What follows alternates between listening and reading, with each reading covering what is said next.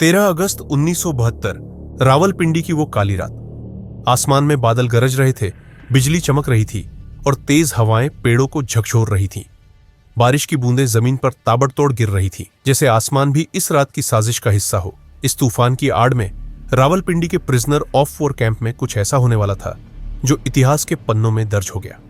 इस जेल की दीवारें 18 इंच मोटी थीं, हर कोने पर सशस्त्र सिपाही और हर दरवाजे पर भारी ताले।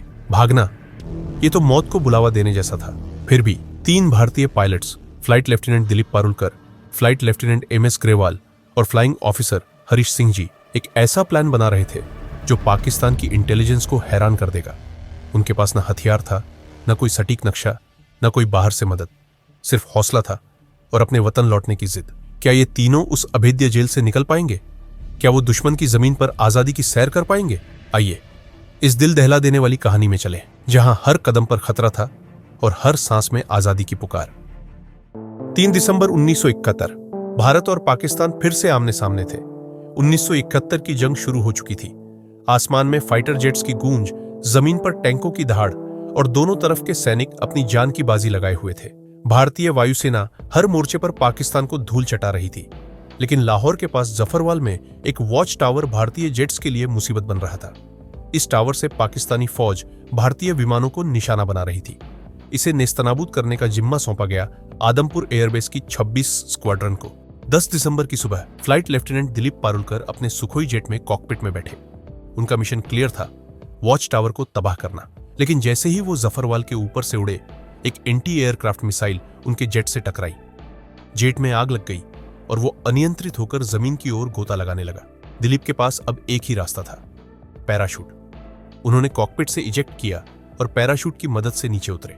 लेकिन जहां वो लैंड हुए, वो दुश्मन का इलाका था। पैराशूट की रस्सियों में उलझे चोटिल हालत में दिलीप जमीन पर गिरे।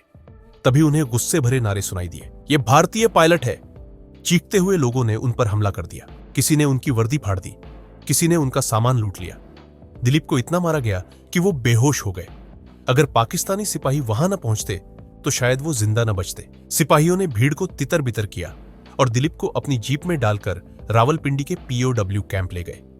जब दिलीप को होश आया, वो एक छोटी अंधेरी कोठरी में थे। सामने एक पाकिस्तानी अफसर बैठा था और एक सिपाही राइफल लिए खड़ा था। अफसर ने एक कागज उनकी तरफ बढ़ाया और बोला, आदमपुर एयरबेस का नक्शा बनाओ। आदमपुर भारत का एक अहम एयरबेस था और पाकिस्तान इसे तबाह करना चाहता था। लेकिन दिलीप ने हार नहीं मानी। उन्होंने साफ मना कर दिया। अफसर ने गुस्से में कहा, तुम्हें पता है हम तुम्हें अभी खत्म कर सकते हैं। फिर भी दिलीप नहीं डरे। जब अफसर ने बहुत जोर डाला तो दिलीप ने चालाकी दिखाई। उन्होंने आदमपुर की जगह मुंबई के सांता क्रूज एयरपोर्ट का एक फर्जी स्केच बना दिया। अफसर को लगा वो जीत गया। वो स्केच लेकर मुस्कुराते हुए बाहर चला गया। लेकिन आधे घंटे बाद वो गुस्से में लौटा। उसे पता चल गया था कि दिलीप ने उसे बेवकूफ बनाया। उसने चिल्लाकर कहा, हमें मूर्ख समझते हो? रात भर कोने में खड़े रहो, खाना पानी कुछ नहीं मिलेगा। सिपाही को ऑर्डर दिया गया कि अगर दिलीप हिले तो उसे गोली मार दी जाए। दिलीप घंटों खड़े रहे। उनके पैर दर्द से कांपने लगे।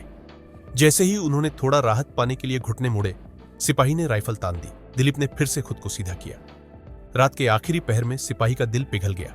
उसने धीरे से कहा, बैठ जाओ साहब, अगर कोई आएगा तो मैं इशारा कर दूंगा। इस तरह दिलीप की पहली रात जेल में गुजरी। पार्ट 2, जेल का माहौल और हौसले की शुरुआत। अगले कुछ दिन दिलीप को अकेले एक कोठरी में रखा गया। उन्हें खाना पानी कम दिया जाता। बार बार एक ही सवाल पूछे जाते ताकि वो टूट जाएं और भारतीय वायुसेना की सीक्रेट इंफॉर्मेशन दे दें। लेकिन दिलीप का हौसला अटल था। कुछ हफ्तों बाद उन्हें उनके साथियों से मिलने की इजाजत मिली। इस POW कैंप में भारतीय वायुसेना के 12 पायलट्स कैद थे। जब दिलीप अपने साथियों से मिले तो उन्हें पता चला कि हर किसी को अलग अलग तरीके से टॉर्चर किया गया। स्क्वाड्रन लीडर धीरेन्द्र जाफा को पैराशूट लैंडिंग में इतनी चोट लगी थी कि उनकी कमर में प्लास्टर चढ़ाना पड़ा। उन्हें भी अंधेरी कोठरी में बंद रखा गया और बार बार पूछताछ की गई। फ्लाइट लेफ्टिनेंट MS ग्रेवाल को चाय बहुत पसंद थी, लेकिन पाकिस्तानी अफसर उन्हें टॉर्चर करने के लिए पूछते, चाय पियोगे? और फिर चाय कभी नहीं देते। फ्लाइंग ऑफिसर हरीश सिंह को भी मानसिक दबाव झेलना पड़ा। इस कैंप में सिर्फ एक पाकिस्तानी अफसर, उस्मान हमीद, ऐसा था जो भारतीय पायलट्स के साथ इंसानियत से पेश आता था। बाकी अफसर उससे नाराज रहते थे क्योंकि वो कैदियों के प्रति नरम था। उस्मान ने भारतीय पायलट्स को गाने सुनने के लिए एक रेडियो दिया और दिलीप की रिक्वेस्ट पर एक एटलस भी। ये एटलस बाद में उनके भागने के प्लान में गेम चेंजर साबित हुआ। 25 दिसंबर 1971 को क्रिसमस के मौके पर उस्मान ने सभी कैदियों के लिए एक छोटी सी चाय और केक की पार्टी रखी। यहीं पर भारतीय पायलट्स को पता चला कि ढाका में पाकिस्तानी फौज ने सरेंडर कर दिया है और भारत ने जंग जीत ली है। इस खबर से सभी के चेहरे खिल उठे। सीनियर अफसर विंग कमांडर बानी कोहेलो ने उस्मान से कहा, हम अपने शहीद साथियों के लिए 2 मिनट का मौन रखना चाहते हैं और फिर भारत का राष्ट्रगान गाना चाहते हैं। उस्मान ने इजाजत दे दी। उस रात जब पाकिस्तानी जेल में जन गण मन गूंजा, हर भारतीय का सीना गर्व से चौड़ा हो गया। लेकिन दिलीप का दिल कुछ और कह रहा था। उन्हें यकीन था कि जंग जीतने के बावजूद युद्ध बंदियों की रिहाई में सालों लग सकते हैं। अगर भारत पाकिस्तान के बीच फिर से तनाव बढ़ा तो उनका वापस लौटना और मुश्किल हो जाएगा। दिलीप ने ठान लिया, जेल में इंतजार करने से बेहतर है भागने की कोशिश करें। एक युद्ध बंदी का पहला कर्तव्य होता है कि वो दुश्मन की कैद से निकलने की कोशिश करे। दिलीप ने अपने साथियों से भागने की बात की, लेकिन ज्यादातर साथी डर गए। वो बोले, भारत सरकार जल्द ही हमें छुड़ा लेगी, रिस्क लेने की क्या जरूरत। लेकिन दिलीप रुकने वालों में से नहीं थे। उन्होंने मन ही मन कई प्लान बनाए। एक बार तो उन्होंने सोचा कि टॉयलेट जाते वक्त पीछे चलने वाले सिपाही की रिवॉल्वर छीन ले और उसे ढाल बनाकर भाग जाए। लेकिन यह प्लान बहुत रिस्की था। पाकिस्तानी सिपाही अपनी जान की परवाह किए बिना उन्हें गोली मार सकते थे। कई हफ्ते बीत गए, युद्ध बंदियों की रिहाई की कोई खबर नहीं आई। धीरे धीरे बाकी पायलट्स भी निराश होने लगे। तभी दिलीप ने फिर से भागने की बात उठाई। इस बार 2 लोग उनके साथ आए, MS ग्रेवाल और हरीश सिंह। तीनों जवान थे और उनकी शादी भी नहीं हुई थी। वो रिस्क लेने को तैयार थे। तीनों ने मिलकर एक सॉलिड प्लान बनाना शुरू किया। सबसे पहले उन्होंने उस्मान के दिए एटलस से इलाके का स्टडी किया। उन्हें पता चला कि जेल के पास से ग्रैंड ट्रंक रोड गुजरती थी। वहां तक पहुंचने के लिए जेल की सेल से निकलकर एक संकरी गली पार करनी थी, फिर बाउंड्री वॉल फांदकर मेन रोड तक पहुंचना था। इंडो पाक बॉर्डर की तरफ जाना खतरनाक था क्योंकि वहां बारूदी सुरंगें और पाकिस्तानी फौज थी। इसलिए उन्होंने प्लान बनाया कि वो पाकिस्तान अफगानिस्तान बॉर्डर की ओर जाएंगे। अगर वो अफगानिस्तान पहुंच गए तो वहां से भारत जाना आसान होगा। अब अगला चैलेंज था सेल की 18 इंच मोटी दीवार में सुराख करना। उनके पास कोई टूल्स नहीं थे, फिर भी उन्होंने जुगाड़ लगाया। उन्होंने अपनी दाढ़ी बढ़ाई और कैंप इंचार्ज से दाढ़ी काटने के बहाने एक कैंची मांग ली। एक चोरी किया हुआ स्क्रूड्राइवर भी जुगाड़ लिया। रात 12 बजे से 1 बजे तक दिलीप और ग्रेवाल बारी बारी से दीवार के एक कोने को कैंची और स्क्रूड्राइवर से खुरचते। हरीश और छाटी बाहर नजर रखते कि कोई गार्ड तो नहीं आ रहा। दीवार खुरचने की आवाज छुपाने के लिए रेडियो का वॉल्यूम बढ़ा दिया जाता। खुरचे गए मसाले को रेड क्रॉस के खाली डिब्बों में छुपाया जाता। सुराख को छुपाने के लिए बिस्तर को दीवार के पास सरका दिया जाता। साथ ही वो लोग भागने के लिए जरूरी सामान जमा कर रहे थे। जेनेवा कन्वेंशन के तहत हर युद्धबंदी को हर महीने कुछ रुपए मिलते थे। इन पैसों से उन्होंने ड्राई फ्रूट्स, कंडेंस्ड मिल्क और सर्वाइवल किट तैयार की। उन्होंने पुराने पैराशूट के कपड़े से एक बैग बनाया जिसमें यह सामान रखा। दिशा जानने के लिए कंपास चाहिए था। इसके लिए उन्होंने ट्रांजिस्टर की बैटरी से सिलाई की सुई को मैग्नेटाइज किया और उसे एक खोखले पेन में छुपा दिया। ये पेन अब उनका सीक्रेट कंपास था। उन्होंने लोकल लोगों में घुल मिल जाने के लिए पठानी सूट भी सिलवाए। दिलीप के घर से आए पार्सल में कुछ शर्ट पैंट थे जिन्हें जेल के एक दर्जी को पैसे देकर पठानी सूट में बदलवाया गया। महीनों की मेहनत के बाद सारा इंतजाम हो चुका था। दीवार में एक बड़ा सुराख तैयार था जिसे ईंटों से ढक दिया गया था। नक्शा तैयार था, पठानी सूट सिल चुके थे और रास्ता रट लिया गया था। अब बस सही मौके का इंतजार था। वो मौका आया 13 अगस्त की रात। अगले दिन 14 अगस्त को पाकिस्तान का इंडिपेंडेंस डे था। दिलीप को यकीन था कि उस रात गार्ड्स ढीले होंगे। रात को तूफान और तेज हो गया। बिजली की कड़क और बारिश का शोर उनके लिए परफेक्ट कवर था। आधी रात को तीनों ने पठानी सूट पहने, अपनी एस्केप किट उठाई और छाटी से गले मिलकर विदा ली। एक एक करके वो सुराख से रेंगते हुए बाहर निकले। बाहर निकलते ही तेज हवाओं के थपेड़े उनके चेहरे पर लगे। वो संकरी गली में पहुंचे जहां एक गार्ड कंबल ओढ़कर बैठा था। हवा का शोर इतना था कि उनके कदमों की आहट दब गई। वो बाउंड्री वॉल तक पहुंचे, लेकिन तभी बारिश शुरू हो गई। गार्ड ने कंबल हटाया और बरामदे की ओर भागा। इस मौके का फायदा उठाकर तीनों ने दीवार फांदी। जैसे ही उनके पैर जेल के बाहर जमीन पर पड़े, हरीश के मुंह से निकला, आजादी।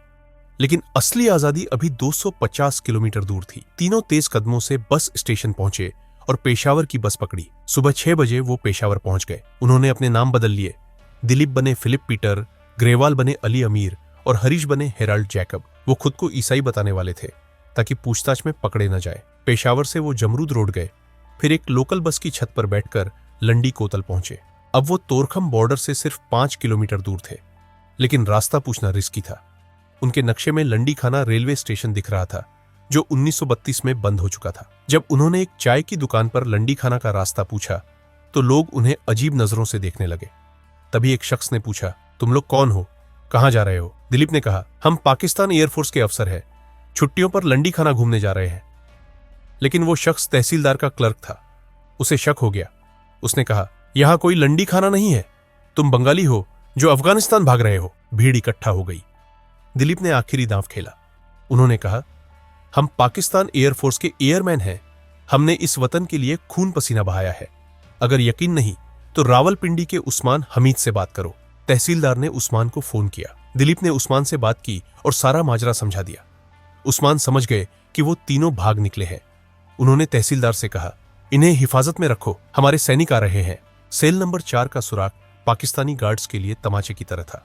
तीनों को वापस लाया गया और 30 दिन की सॉलिटरी कन्फाइनमेंट की सजा दी गई। बाद में उन्हें फैसलाबाद जेल भेज दिया गया, जहां 500 से ज्यादा भारतीय युद्धबंदी थे। दिसंबर 1972 में भारत और पाकिस्तान के बीच बातचीत के बाद पाकिस्तानी राष्ट्रपति जुल्फिकार अली भुट्टो ने सभी भारतीय युद्धबंदियों की रिहाई का ऐलान किया। जब दिलीप, ग्रेवाल और हरीश ने वाघा बॉर्डर पार कर भारत की मिट्टी पर कदम रखा तो हजारों लोग उनका स्वागत करने आए। पंजाब के मुख्यमंत्री ज्ञानी जैल सिंह भी वहां थे। अमृतसर से दिल्ली तक उनका जोरदार स्वागत हुआ। रिहाई के कुछ महीने बाद दिलीप ने वायुसेना प्रमुख पीसी लाल को एक फाउंटेन पेन गिफ्ट किया। जब पेन खोला गया तो वो एक कंपास निकला, वही कंपास जो उन्होंने जेल में बनाया था। तीनों पायलट्स की हिम्मत और जज्बे ने न सिर्फ जेल की दीवारें तोड़ी, बल्कि हर भारतीय के दिल में एक नई उम्मीद जगाई। उनकी कहानी आज भी हमें सिखाती है कि हौसला हो तो कोई दीवार अभेद नहीं होती। अगर आपको ये वीडियो पसंद आई हो तो वीडियो लाइक करना और चैनल को सब्सक्राइब करें। मिलते हैं बहुत जल्द एक और ऐसी ही माइंड ब्लोइंग स्टोरीज के साथ।